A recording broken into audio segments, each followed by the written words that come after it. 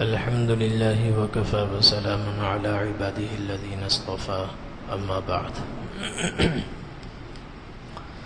فأعوذ بالله من الشيطان الرجيم بسم الله الرحمن الرحيم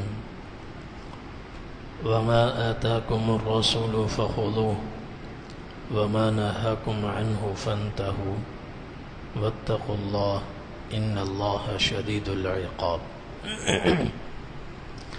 صدق اللہ العظیم۔ میرے محترم دوستوں، میرے بھائیوں، یہ شعبان المعظم کا مہینہ ہے، اور شعبان کا مہینہ در حقیقت رمضان المبارک کا مقدمہ ہے اور اس کی تیاری کا مہینہ ہے۔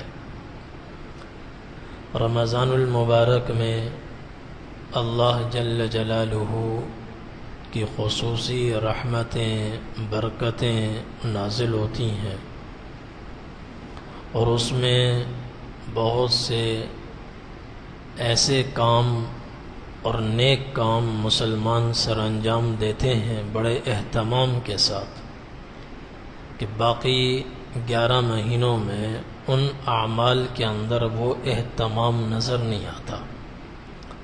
رمضان میں خاص اہتمام ان کا کیا جاتا ہے۔ تو رمضان المبارک میں جو کام اہتمام کے ساتھ کیے جاتے ہیں اور اللہ جل جلالہ نے جن کے کرنے کا حکم دیا ہے، ان میں سے 2 کام بڑے ہی ممتاز ہیں۔ ایک دن کا روزہ، دوسرے رات کی قیام اللیل، رات کی تراویح۔ یہ 2 کام بڑے اہم ہیں۔ قرآن کی تلاوت اور روزہ، یہ 2 کام بڑے ہیں۔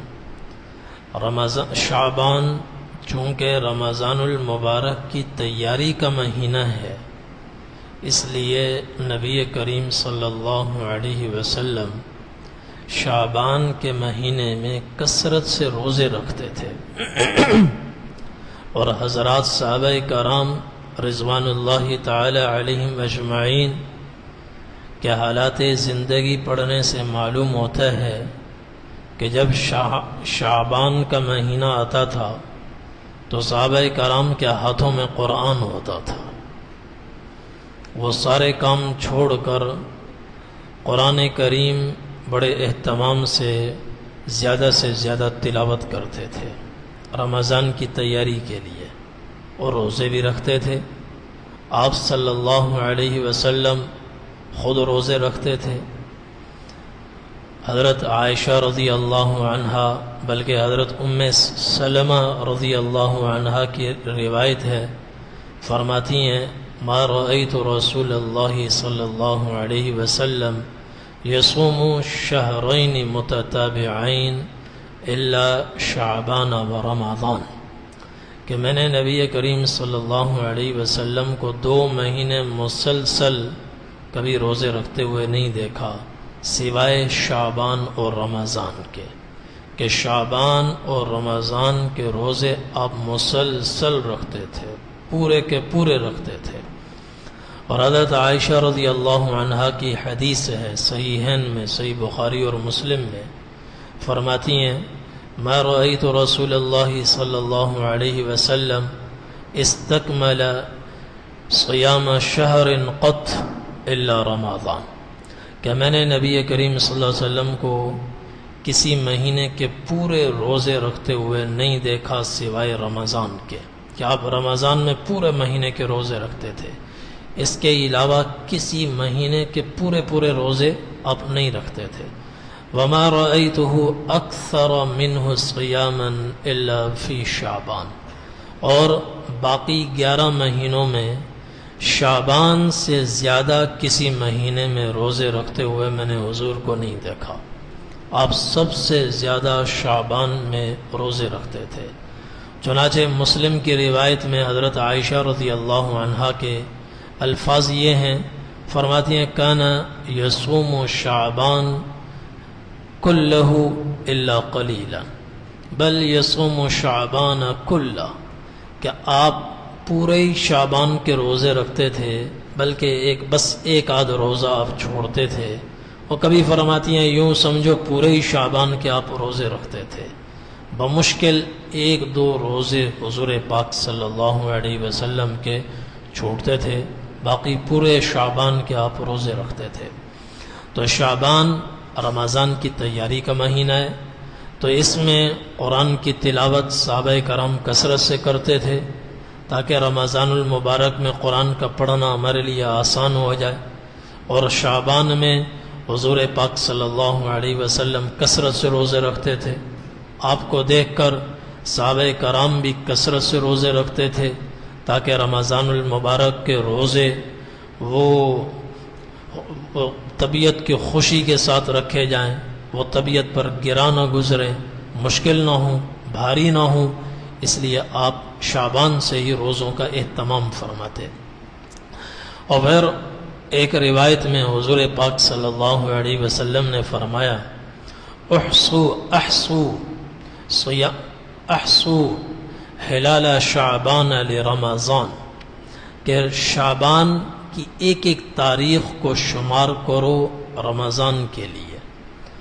شعبان رمضان کا اپنے اندر شوق اتنا پیدا کرو کہ اس کے لیے ایک ایک تاریخ شعبان کی تمہارے اوپر بھاری پڑ جائے. ایک ایک تاریخ شمار کرو، پوچھو ایک دوسرے سے آج شعبان کی کیا تاریخ ہے، آج شعبان کی کیا آج 11 تاریخ ہے، مطلب 19 دن باقی ہیں. آج کتنی تاریخ ہے؟ آج 12 تاریخ ہے، 18 دن باقی ہیں. 18 دل میں شوق ہو، 18 دن بعد ماہ رمضان آ رہا ہے، 17 دنوں کے بعد ماہ رمضان آ رہا ہے.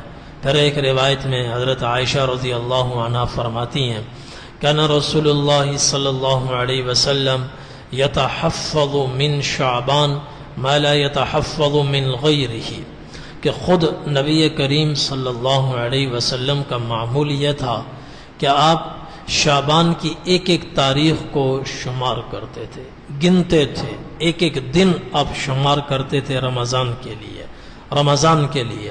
اور جوں شعبان گزرتا تھا رمضان کے آنے کا شوق دل میں بڑھتا چلا جاتا تھا. اور جب رمضان کا چاند نظر آتا اس وقت حضور پاک صلی اللہ علیہ وسلم کی مسرت اور خوشی قابل دید ہوتی تھی، کہ آپ کو بڑی خوشی ہوتی تھی کہ رمضان کا مہینہ آ گیا ہے. تو اس مہینے میں رمضان کی تیاری ہے. تیاری میں صرف روزہ رکھنا نہیں ہے، تیاری میں صرف قرآن کریم کی تلاوت نہیں ہے، تیاری یہ بھی ہے کہ دنیا کے جتنے بھی کام ہیں اپنے آپ کو ہلکا رکھا جائے، وہ کام نمٹائے جائیں تاکہ رمضان المبارک میں ہمارے پاس فرصت ہو اور ہم دل جمعی کے ساتھ، دل لگی کے ساتھ، فرصت کے ساتھ قرآن کریم کی تلاوت بھی کریں، ذکر بھی کریں اور اللہ کو یاد بھی کریں. زیادہ سے زیادہ مسجد میں بھی وقت دیں، تراویح بھی بڑے اطمینان سے ادا کریں، روزے بھی اطمینان سے رکھیں. تو اپنے دنیا کے کام پہلے سے پہلے سر انجام دیے جائیں. ان میں یہ بھی ہے کہ اپنے گھر کا جو راشن ہے وہ پہلے سے لے کر آ جائے تاکہ رمضان المبارک میں ہمیں چھوٹے موٹے کاموں کے لیے بار بار بازار نہ جانا پڑے. ایسے کام جو مہینے میں جن کو کرنے کے لیے ایک مرتبہ مہینے میں جانا پڑتا ہے وہ کام پہلے کر لیے جائیں تاکہ رمضان المبارک میں جانا نہ پڑے. تو رمضان کی تیاری ابھی سے شروع کی جائے. اور اسی طرح اس ماہ شعبان میں ایک رات آتی ہے شب برات 15 شعبان کی رات، لیلۃ النصف من شعبان. متفرق احادیث میں ترمذی، سنن ابن ماجہ، مسند احمد اور بیہقی، طبرانی کی متعدد روایات میں اس روایت کے اس رات کے بڑے فضائل وارد ہوئے ہیں۔ حضرت عائشہ رضی اللہ عنہا کی حدیث ہے جامع الترمذی میں، فرماتی ہیں فقدت رسول اللہ صلی اللہ علیہ وسلم لیلۃ، کہ 15 شعبان کی رات حضور پاک صلی اللہ علیہ وسلم میرے گھر میں تھے۔ آدھی رات کو آنکھ کھلی، بستر پر میں نے ٹٹولا تو آپ صلی اللہ علیہ وسلم بستر پر موجود نہیں تھے۔ باری میری تھی، خیال آیا شاید اللہ کے رسول کسی اور بیوی کے پاس تشریف لے گئے ہیں، چونکہ نبی کریم صلی اللہ علیہ وسلم پر بیویوں کے درمیان برابری کرنا واجب نہیں تھا۔ اللہ نے واجب نہیں کیا تھا، اللہ نے اختیار دیا تھا، آپ جس کے پاس چاہیں آپ رہیں۔ ترجی من تشاء منہن وتؤوی الیک من تشاء، امت کو برابری کرنا امت کے لیے واجب ہے، برابری کے ساتھ جائے۔ جس کی 2 بیویوں، ایک رات ادھر ہے تو دوسری رات ادھر، اس کی رات میں ادھر نہ آئے، اس کی رات میں ادھر نہ جائے۔ آپ صلی اللہ علیہ وسلم کو اللہ نے اس سے مستثنا قرار دیا تھا، اجازت دی تھی، لیکن یہ اللہ کی طرف سے وہ سہولت تھی جس سے حضور پاک صلی اللہ علیہ وسلم نے اپنی پوری زندگی میں ایک مرتبہ بھی فائدہ نہیں اٹھایا۔ اللہ نے تو سہولت دے دی کہ برابری واجب نہیں ہے، لیکن خود حضور نے پوری زندگی برابری فرمائی۔ اس سہولت سے اپنے لیے آپ نے فائدہ نہیں اٹھایا، یہ وہ سہولت ہے۔ تو حضرت عائشہ رضی اللہ عنہا جانتی تھی کہ حضور پر برابری واجب نہیں ہے، آپ کسی کے پاس بھی تشریف لے جا سکتے ہیں۔ تو آدھی رات کو آنکھ کھولی، بستر پر دیکھا کہ حضور تشریف فرما نہیں ہے، تو کھڑی ہوئی، کمرے میں دیکھا، باہر نکلیں، تلاش کرتے کرتے پہنچی بقیع میں۔ بقیع میں کیا دیکھا؟ فَإِذَا هُوَ بِالْبَقِيعِ رَافِعٌ رَأْسَهُ إِلَى السَّمَاءِ، حضور پاک صلی اللہ علیہ وسلم بقیع میں تھے، قبرستان میں تھے، اور آپ کا سر آسمان کی طرف تھا، دعاؤں میں، مناجات میں اور آہو زاری میں آپ مشغول تھے۔ ادھر حضرت عائشہ رضی اللہ عنہا جب قریب پہنچی تو نبی کریم صلی اللہ علیہ وسلم نے ان کے چہرے کے تاثرات سے پہچان لیا کہ عائشہ کے دل میں کیا ہے۔ آپ نے فرمایا عائشہ اکنتی تخافین ان یحیف اللہ علیک ورسولہ، عائشہ کیا تمہارے دل میں یہ کھٹکا تھا کہ اللہ اور اس کے رسول تم پر ظلم کریں گے کہ باری تمہاری ہو اور کسی اور کے پاس اللہ کے رسول تشریف لے جائیں؟ تو حضرت عائشہ رضی اللہ عنہا نے عرض کیا یا رسول اللہ بس دل میں خیال آیا، انک اتیت بعض نسائک، برابری آپ پر واجب نہیں ہے، آپ شرعاً جا سکتے ہیں، ہو سکتا ہے آپ کسی اور کے پاس تشریف لے گئے ہوں۔ آپ نے فرمایا نہیں، ایسا نہیں ہے۔ پھر نبی کریم صلی اللہ علیہ وسلم نے فرمایا عائشہ تمہیں پتہ ہے یہ رات کون سی رات ہے؟ یہ رات کون سی رات ہے؟ یہ رات 15 شعبان کی رات ہے اور بڑی عظمت والی رات ہے۔ ان اللہ تعالی ینزل لیلۃ النصف من شعبان الى السماء الدنیا فیغفر لأکثر من عدد غنم کلب ممن استحق النار۔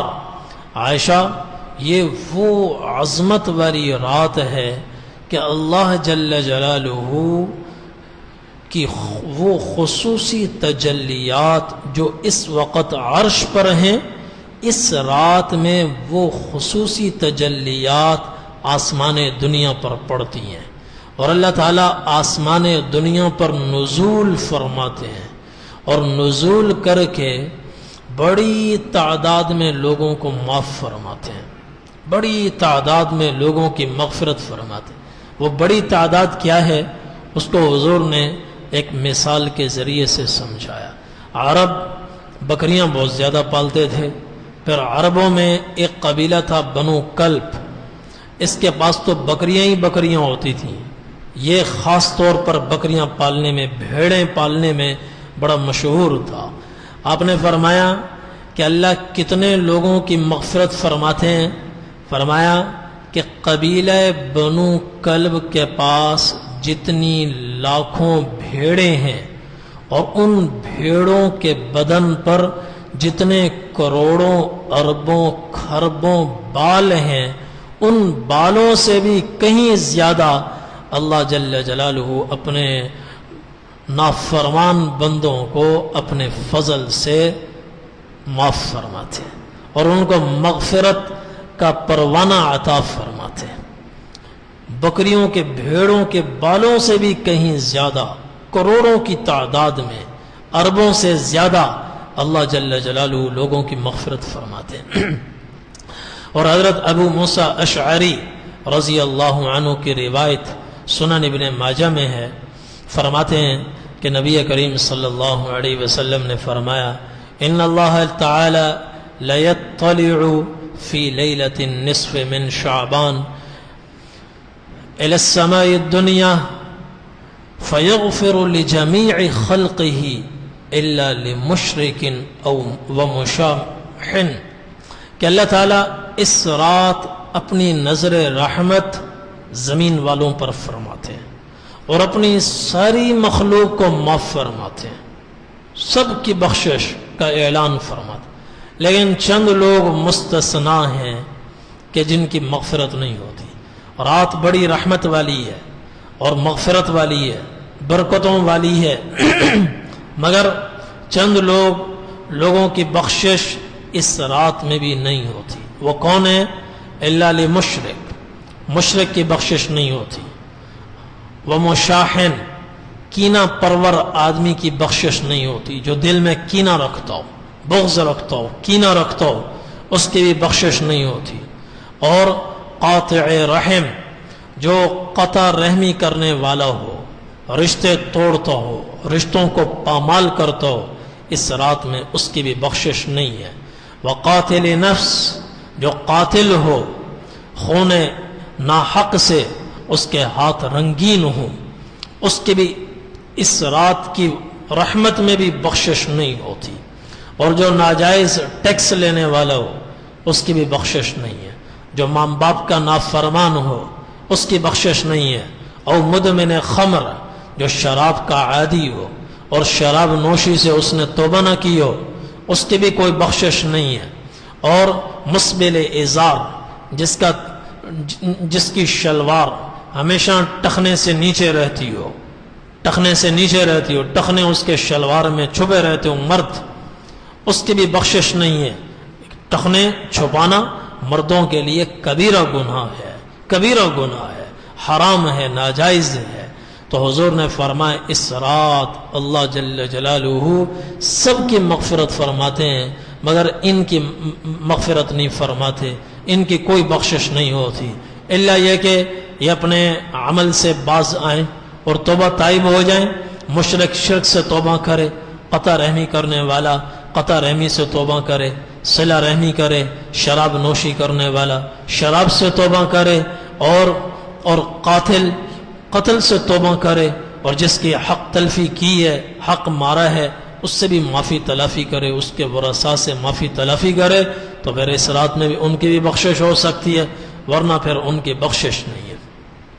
تو یہ بڑی عظمت والی رات ہے۔ حضرت عائشہ رضی اللہ عنہا کی روایت ہے، فرماتی ہیں ایک مرتبہ نبی کریم صلی اللہ علیہ وسلم نے مجھ سے فرمایا یا عائشہ هل تدرین ما فی هذه اللیلہ، عائشہ تمہیں خبر ہے اس رات ہوتا کیا ہے، کیا کیا ہوتا ہے؟ عرض کیا اللہ اور اس کے رسول بہتر جانتے ہیں، اللہ کے رسول آپ ہی بتا دیں اس رات میں کیا کیا ہوتا ہے۔ تو نبی کریم صلی اللہ علیہ وسلم نے فرمایا فیہا ان یکتب کل مولود من بنی آدم فی هذه السنہ، آج سے لے کر اگلے 15 شعبان تک پورے سال میں جتنے بچے دنیا میں آئیں گے ان کے نام لکھ کر متعلقہ فرشتوں کے حوالے کر دیے جاتے ہیں، ان کو وقت بتا دیا جاتا ہے کہ یہ تمہارا کام ہے، اپنے اپنے وقت پر ان بچوں کو تم نے دنیا میں لانا ہے۔ جن بچوں نے پورے سال پیدا ہونا ہے ان کے نام لکھ کر متعلقہ فرشتوں کے حوالے کر دیے جاتے ہیں اور ان کو ذمہ داریاں سونپ دی جاتی ہیں۔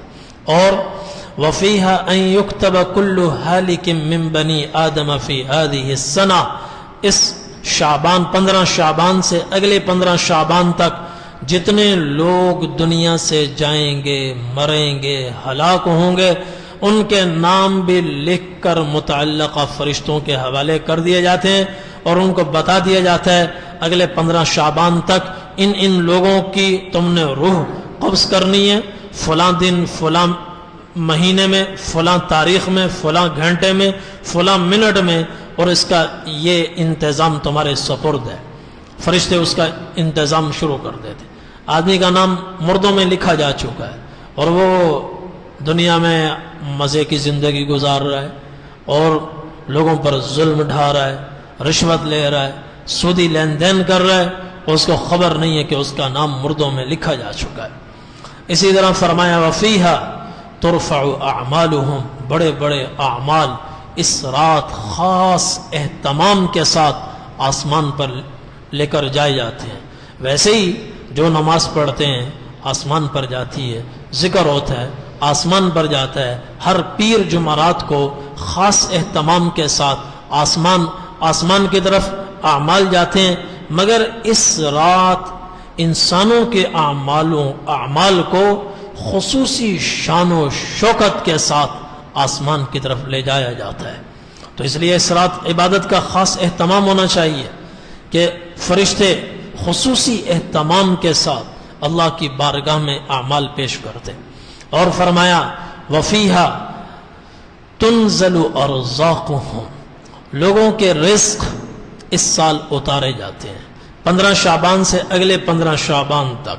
کس نے کتنا کھانا ہے، کس کو کتنا ملنا ہے رزق، وہ اللہ کی طرف سے لکھ کر متعلقہ فرشتوں کے حوالے کر دیا جاتا ہے کہ کس کے رزق کا کتنا کوٹا ہے، کوٹے لکھ دیے جاتے ہیں اور فرشتوں کو بتا دیے جاتے ہیں۔ تو کوٹا بڑھانا ہو گھٹوانا، دعا سے تو تقدیر بدلتی ہے، تو جنت کے تو شوق ہیں نہیں۔ آج کل لوگ زیادہ وظائف بھی وہی چلتے ہیں جس کا تعلق رزق سے ہو، جنت والے وظائف پر لوگ نہیں آ رہے۔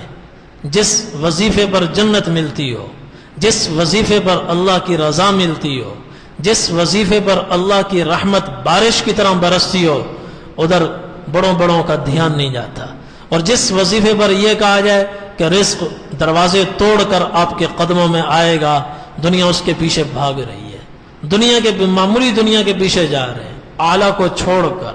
تو یہ وہ رات ہے، اس رات میں جنت بھی ملتی ہے، اللہ کی رضا بھی ملتی ہے، برکتیں بھی ملتی ہیں اور رزق بھی ملتا ہے، رزق بھی ملتا ہے۔ اصل تو یہی ہے کہ اللہ کے لیے آئیں، چلو اپنی ضرورت کو اپنے آپ کو محتاج سمجھ کر کہ بھائی اس رات میں دعا کریں گے اللہ تعالیٰ ہمارے رزق میں فراخی عطا فرمائے، تو یہ ایک بہترین موقع ہے، اس رات میں دعا کی جا سکتی ہے۔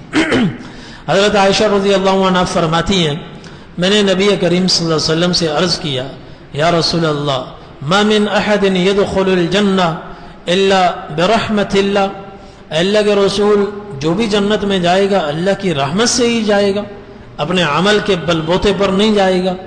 آپ نے فرمایا ما من احد يدخل الجنة الا برحمت اللہ، ما من احد يدخل الجنة الا برحمت اللہ، ما من احد يدخل الجنة الا برحمت اللہ۔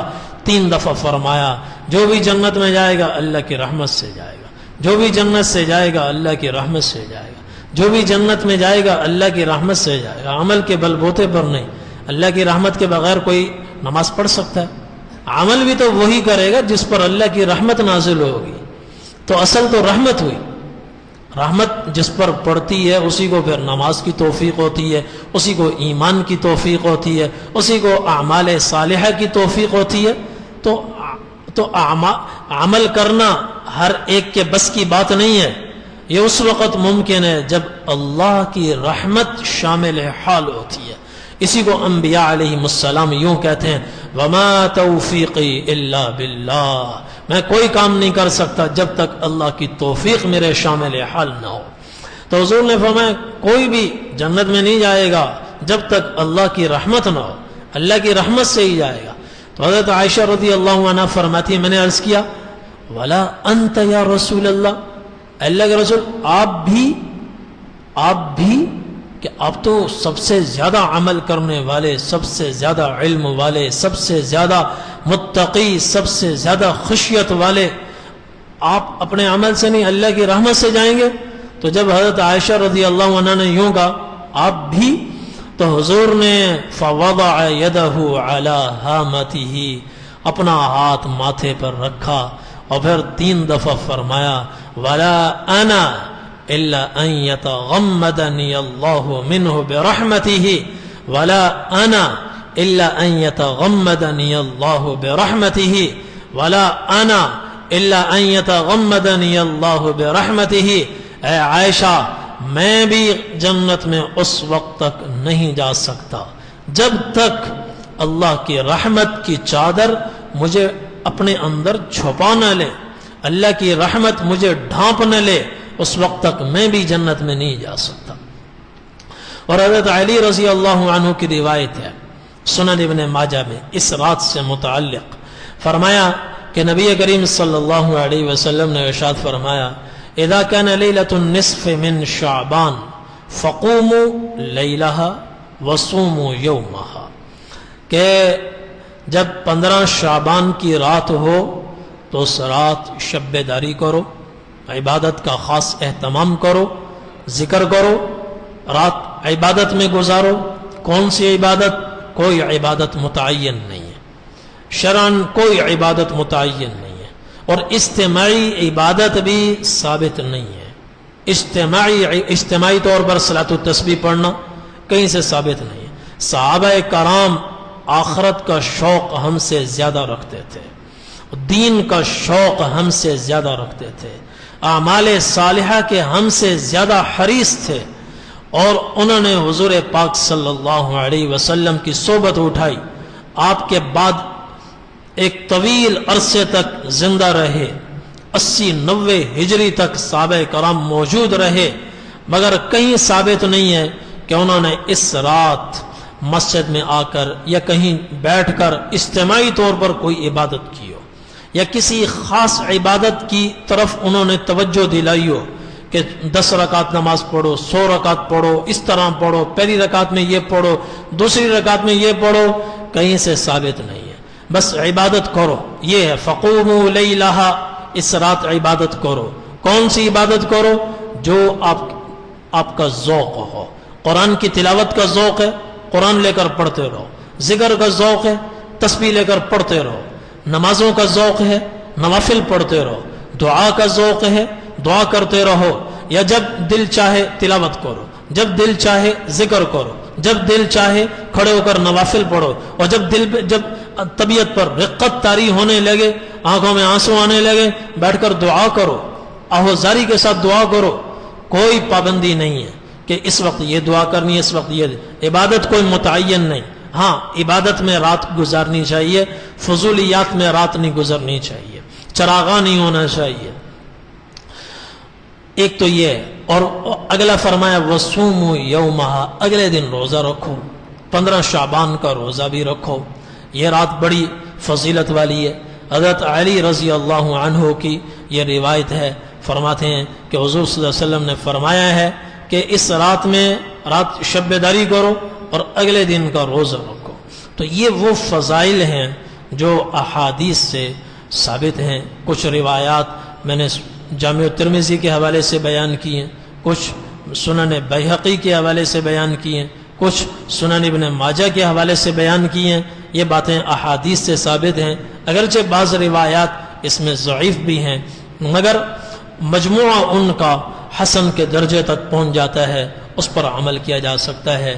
اور آپ صلی اللہ علیہ وسلم، میں شروع میں جو میں نے بتایا، اس رات آپ قبرستان بھی تشریف لے گئے، اور آپ کا قبرستان جانا صرف ایک مرتبہ ہے، تو اگر کوئی آدمی ایک مرتبہ قبرستان چلا جائے تو بھی کوئی حرج نہیں ہے۔ جو عمل حضور سے جس طرح ثابت ہو اسی طرح اس کو سر انجام دینا چاہیے۔ جو عمل حضور نے دوام کے ساتھ کیا ہو، ہمیشگی کے ساتھ کیا ہو، اس کو ہمیشہ اختیار کرنا چاہیے۔ جو زندگی میں کبھی کبھار کیا ہو وہ عمل کبھی کبھار کرنا چاہیے۔ جو زندگی میں ایک مرتبہ سر انجام دیا ہو تو سنت پر عمل کرنے کے لیے ایک مرتبہ سر انجام دے دیں۔ تو آپ صلی اللہ علیہ وسلم ایک مرتبہ اس رات میں قبرستان بھی تشریف لے گئے ہیں تو ایک رات قبرستان جانے میں کوئی حرج نہیں ہے. اور وہاں جانے کا مقصد کیا ہے؟ مقصد خود حضور صلی اللہ علیہ وسلم نے بیان فرمایا ہے، کنت نہیتکم عن زیارت القبور فزوروها فإنها تزہد الآخرہ. فرمایا میں شروع میں تمہیں قبرستان جانے سے روکتا تھا تاکہ کہیں تم شرک میں مبتلا نہ ہو جاؤ. اب عقیدہ توحید تمہارے دلوں میں راسخ ہو گیا اور توحید تمہارے دلوں میں اتر گئی، اب شرک کا کوئی ڈر نہیں ہے. لہذا اب میں تمہیں اجازت دیتا ہوں، قبرستان جایا کرو، اپنی قبر کو یاد کیا کرو، اپنی آخرت کو یاد کیا کرو، اس سے آخرت کی یاد پیدا ہوتی ہے. تو آپ نے فرمایا کبھی کبھار جایا کرو، تو جانے میں کوئی حرج نہیں ہے. تو یہ اعمال ہیں جو نبی کریم صلی اللہ علیہ وسلم سے ثابت ہیں، ان کو زندہ کرنا چاہیے. اور جو باقی ہمارے معاشرے میں چیزیں چل رہی ہیں قرآن و حدیث سے ان کا کوئی تعلق نہیں ہے، اس سے اپنے آپ کو، رسوم و بدعات سے اپنے آپ کو حتی الامکان بچانا چاہیے. اللہ تعالیٰ ہم سب کو توفیق عمل نصیب فرمائے. وآخر دعوانا ان الحمد للہ رب العالمین. اللهم لك الحمد كما أنت أهله فصل على محمد كما أنت أهله وافعل بنا ما أنت أهله فإنك أنت أهل التقوى وأهل المغفرة. ربنا آتنا في الدنيا حسنة وفي الآخرة حسنة وقنا عذاب النار. ربنا ظلمنا أنفسنا وإن لم تغفر لنا وترحمنا لنكونن من الخاسرين. اللهم أرنا الحق حقا وارزقنا اتباعه وأرنا الباطل باطلا وارزقنا اجتنابه. ربنا تقبل منا إنك أنت السميع العليم وتب علينا يا مولانا إنك أنت التواب الرحيم. وصلى الله تعالى على خير خلقه محمد وعلى آله وأصحابه وأهل بيته أجمعين برحمتك يا أرحم.